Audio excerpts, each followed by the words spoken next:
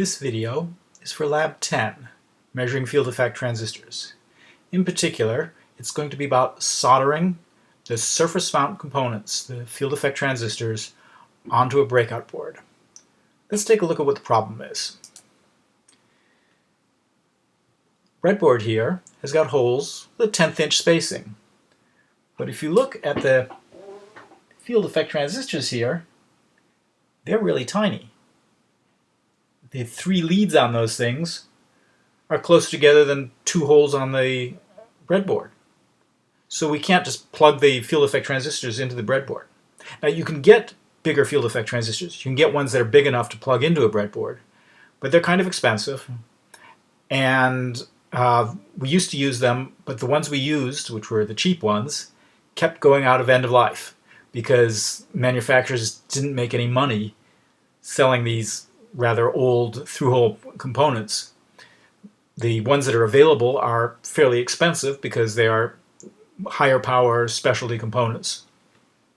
What everybody's using these days are the surface mount ones. Well, to get the surface mount ones into a breadboard, what we have to do is to solder them onto a printed circuit board. And then that printed circuit board, if we put a male header on it, we can plug it into the breadboard just like any other through-hole component. So we're making our own component out of smaller components. Let's take a look at the schematic that we've got for that. We've got 2 transistors, PMOS transistor on the top and an NMOS transistor on the bottom. The PFET is hooked up with its source connected to the positive power supply, its gate going out to one of the pins that we can control, its drain connected to the drain of the NFET.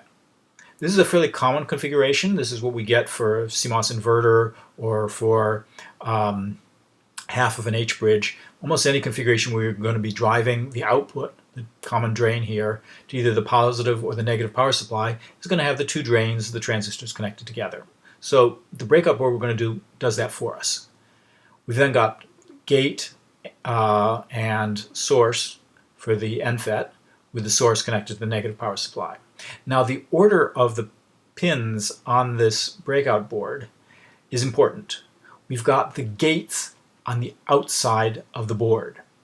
So we have starting on one side and going from the other, we'll have the PFET gate, positive power supply, common drain, negative power supply, and then the NFET gate. Alright, so all that's left to do now really is to solder the transistors onto the board. Let's try doing that. Okay, first thing to do is we need to get a board to solder onto. Now the boards come joined together in a strip or a sheet, but there's a V-groove between the boards so that we can break off a board fairly easily. Now this side, which has got the writing here on it and some holes on the bottom, is the back. There's no place here to solder on the surface mount components. Flip it over, and now you can see we've got 3 pads on the top here, 3 pads on the top on the other side also. Those are where we're going to be soldering the transistors. The 2 holes here in the middle, which has got a little capacitor symbol between them, is obviously for the bypass capacitor. And then the 5 holes on the bottom are for the right angle header. Now, these transistors here are really tiny and hard to deal with, so I'm going to use tweezers. And let's see if I can open this up and get out just one of the transistors.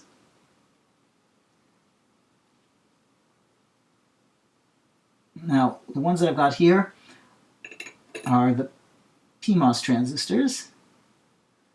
So I want to put it on the side here that's labeled P. And as you can see, it is very easy to drop these, have them fly across the room, have all sorts of other problems with them. You want to make sure that it's done so that the leads are on the bottom side, not on the top. And when you've got them the right way up, the lettering will be visible. Now, if I touch that thing with a soldering iron right now, it's just going to go flying across the room. And so what I do is use painter's tape. It's a tape that's just sticky enough to hold the transistor in place, but it won't leave a lot of residue on it. That's why painters use this sort of tape, is it's low residue. I have tried other sorts of tapes. I haven't had luck with anything other than painter's tape. Okay, and so what I'm doing there is just taping the transistor in place so that it won't move around when I try to solder. Now, I need to get my solder ready, and soldering iron here. And what I'm going to do is I'm going to heat up that pad and then melt solder onto it.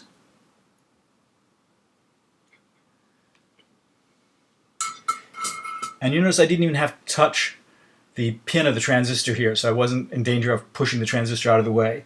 The transistor was already over the pad in a reasonable place.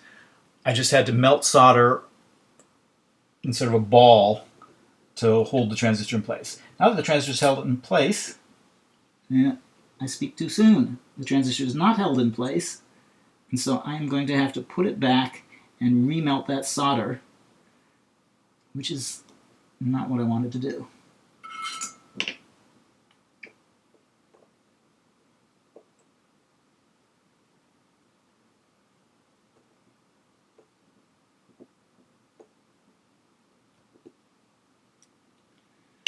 All right. Is it now held in place? No. All right. Since I've got such a large blob of solder there, I'm going to use the solder sucker. And remove the excess solder. And again, with this tape holding the transistor, get it in the right place.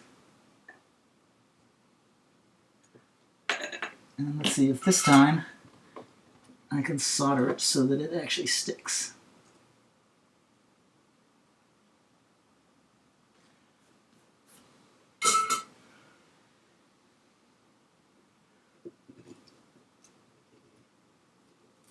And there, it's now soldered so it actually sticks. The other two pins are still over their pads.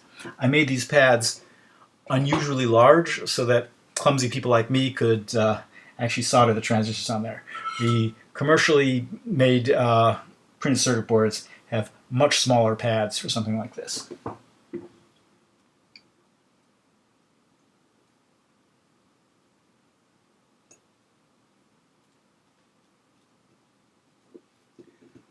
And not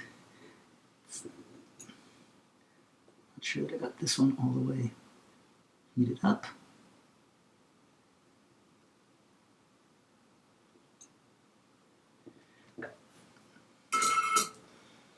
And that is an adequate but not very good job of doing it. And let's see if I can do a better job with the end FETs. Put away the P FETs here. Now, the P FETs and the N FETs look a lot alike. So it's very important that you check the labeling on the transistor before soldering them in place. Because if you get the P FET and the N FET swapped, the whole board is going to have the positive and negative stuff swapped. Okay, let's see if I can get this placed. There is a little bit of writing on the board, or sorry, on the chip, which can be used to verify that you have the right one. There's a 3-letter code for each one, and you can look up the 3-letter codes. I think it's going to be easier if I stick this to the tape first. And then place it down.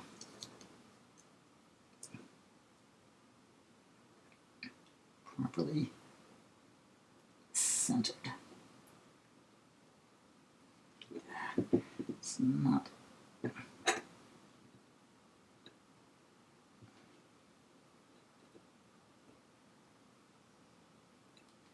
Should do it.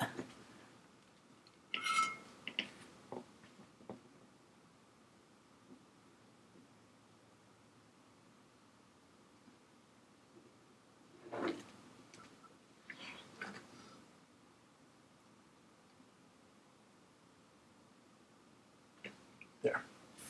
Now the solder that I'm working with here is a lead tin solder, which is not what we're supposed to be sending from campus to students. They want us to use only lead-free solder. Lead-free solder is used in industry and it's required for anything that you're going to actually sell commercially because lead is a hazardous material when you discard it. And they don't want lead getting into the waste stream. So commercial stuff is all done with lead-free solder, but lead-free solder is really much harder to work with than the traditional lead tin solder, which is what I'm using here. And for hobbyist use, most hobbyists still use the lead tin solder because it wets the surfaces better. It doesn't crack as easily. It's just generally a much nicer material, other than the one property that the lead is hazardous. All right, let's see if I can get these other two pins soldered.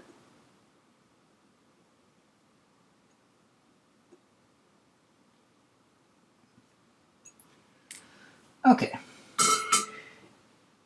It's not a pretty job, but I've got each of the pins soldered to the correct pad, and that's what really matters. The rest of the soldering here is pretty straightforward. We've got a capacitor here. I think I'm going to turn it the other way around so I'll be able to read it after the headers are in place. I've got that, and then I've got the 5 pins for the header here, and both of these are going to be soldered on the back side, the way we normally solder things.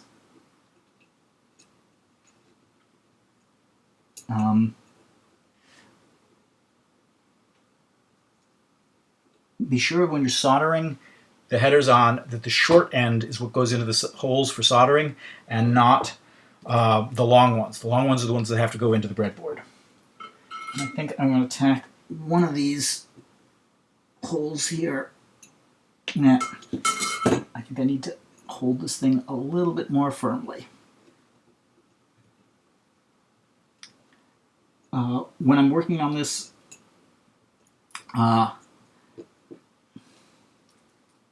normally I might use a third hand board holder to hold this in place, but here I'm trying to do it without the extra tools because we're not shipping you all those tools, and this is something that can be done on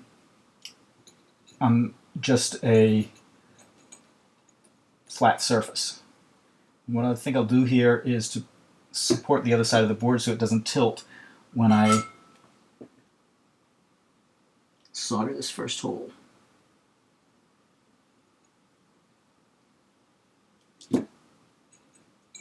Still tilted.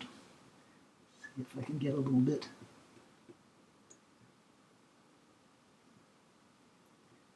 Okay. Once you get one of them soldered, then it becomes fairly easy to solder the rest.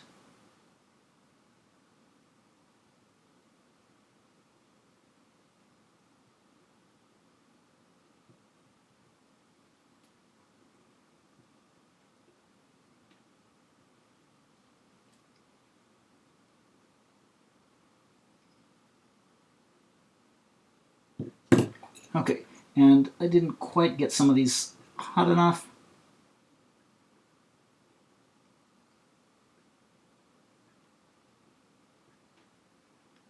But I think they're all soldered now. And the only thing left to do again is to clip off the tails on the capacitor, and we have a half H bridge soldered together. And I think that's about it for this video.